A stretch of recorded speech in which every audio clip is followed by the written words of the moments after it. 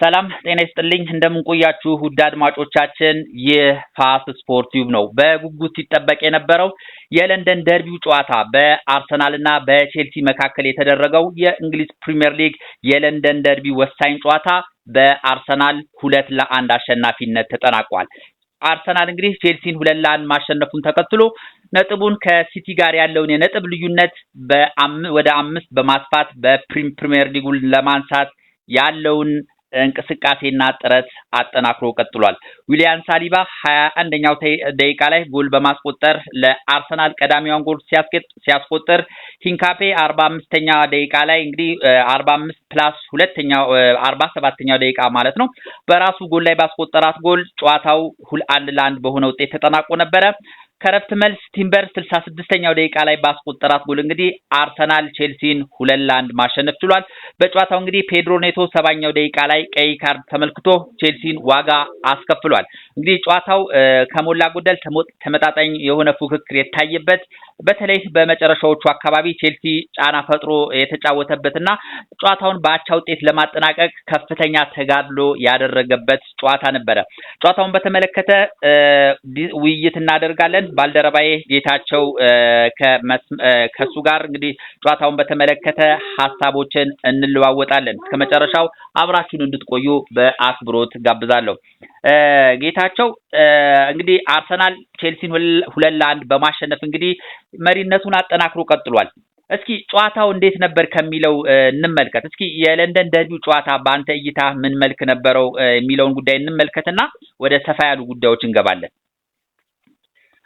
እንግዲህ ጨዋታው የለንደን ደርቢ እንደመሆኑ ብዙም የለንደን ደርቢን የበፊት ተፎካካሪነትን በደንብ የሚያሳይ አልነበረም። ያ ማለት ምንድነው? አርሰናል በጣም ጥንቃቄ የተሞላበት ጨዋታ ነበር ሲጫወት የነበረው። ቼልሲ ደግሞ በአንጻሩ በጣም ተዳክሞ ነው የታየው። ቼልሲ ተዳከመ ብዬ የማስበባቸው የተጫዋቾች ምርጫም ችግር ነበረበት። ለምሳሌ የቅያሬውም የዘገየ ነበር። ሁለተኛ ነገር ደግሞ የአጠቃቀሙም ለምሳሌ በሶስት የዲፌንሲቭ ሚድፊልደሮች ከመጠቀም ይልቅ አንዱን ቀንሶ ጋርናቾን ቢያስገባ ኖሮ የበለጠ ውጤታማ ይሆናል ብዬ አስባለሁ። ሁለተኛ ነገር ደግሞ የዲሲፕሊን ችግር አለባቸው ቼልሲዎች። አሁን በጣም ወደ 8ኛ ቀይ ካርዳቸው ነው በዚህ አመት ብቻ። ይሄ ደግሞ የሚያሳየው ቼልሲ ያልተረጋጋ አይነት ነገር ነው እያየን ያለ ነው። ያልተረጋጋ ማለት ዲሲፕሊን የሌለው። ሁለተኛ ነገር ደግሞ አላማ አሁን አንዳንዴ የሚታማ ነገር አለ። ተጫዋቾችን ይገዛል፣ ብዙ ተጫዋቾችን እና ረጅም ኮንትራት ያስፈርማል።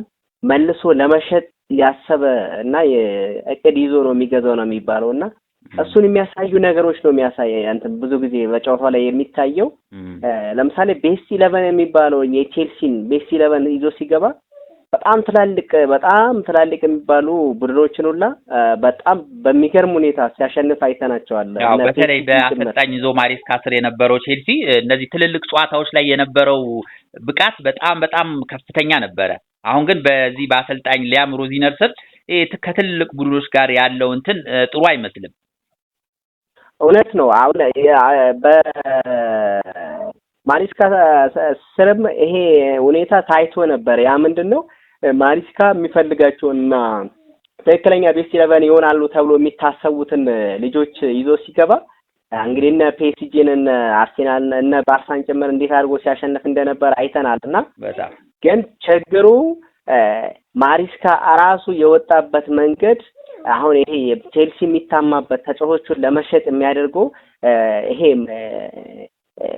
ያቀያየረ አንድ ጨዋታ ይዞ የገባውን በሚቀጥለው ቀይሮ በማስገባት ልጆቹን እድል ሰጥቶ እንዲታዩ አድርጎ ለመሸጥ ያሰበ አይነት ስለሆነ በማሪስካ ስርም የነበረ ችግራቸው ነው የቼልሲና ቼልሲ ያስቆጫል።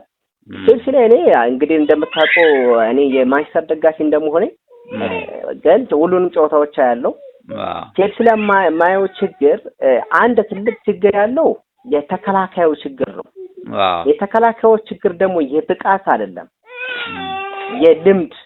የልምድ አንድ በጣም ልምድ ያለው ሁሉንም ተከላካዮች ሊመራ የሚችል ተከላካይ ያጣ ይመስለኛል።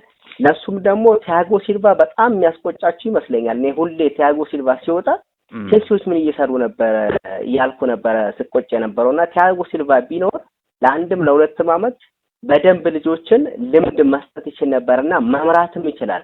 እሱ መራ ማለት በተለይ አሁን ጀምስ ነው ሲኒየር የምትለው ተጫዋች ቼልሲ ቤት ሌሎቹ እንዳለ በጣም ወጣቶች ናቸው እንደ ለቼልሲ አዲስ ናቸውና እንዳልከው ይሄ ቡድን የሚመራ አንድ ወሳኝ የሆነ ተከላካይ ኦር የተከላካይ አማካይ ተጫዋች ቢኖር በዚህ መልኩ የዲሲፕሊን ችግር ላይ ከሰት ይችል ነበር። እውነት ነው። እኔም ማየው እሱን ነው።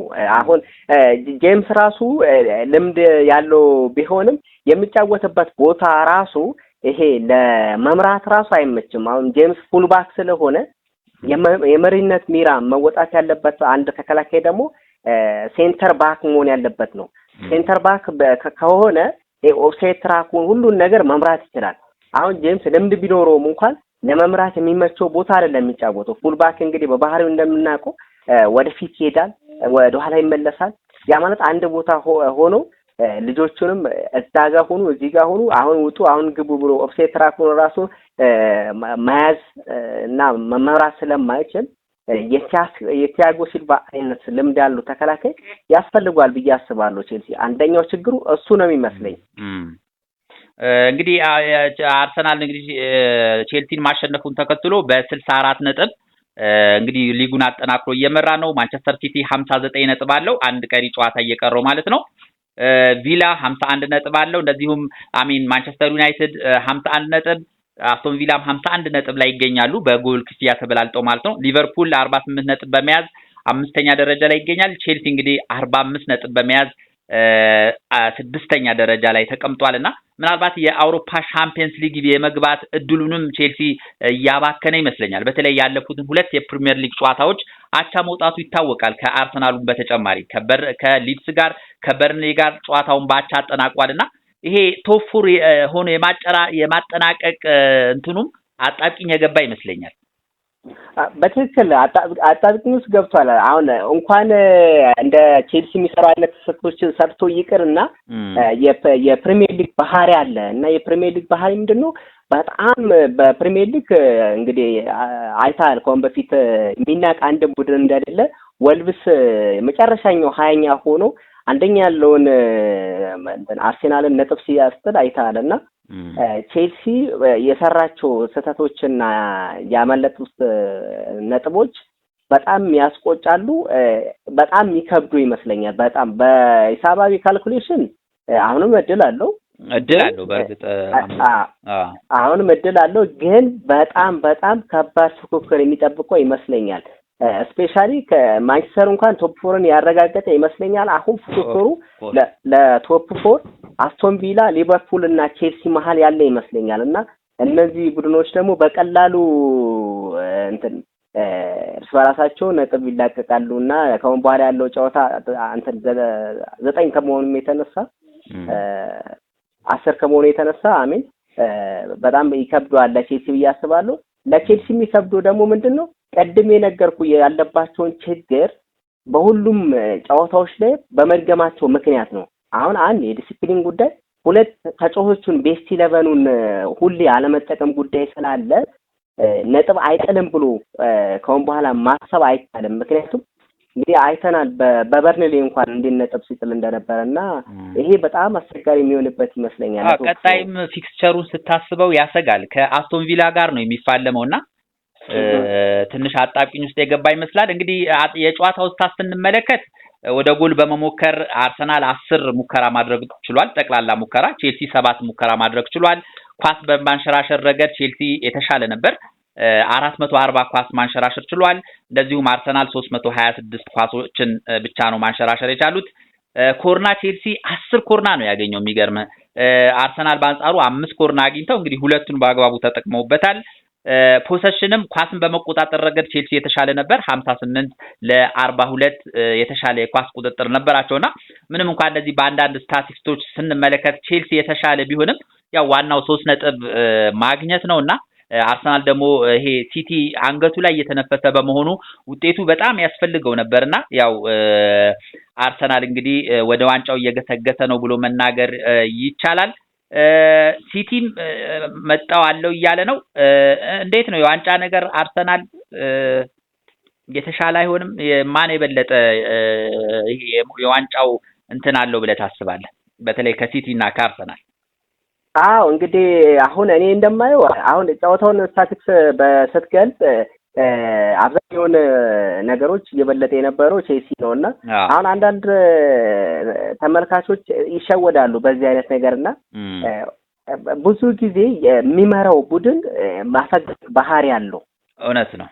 ያኛው ደግሞ አቻ ለመሆኑም ውጤቱን ለመገልበጥ በጣም ብዙ ጥረቶችን ያደርጋልና ያ በጣም የተሻለ ቡድን ያስመስሏል።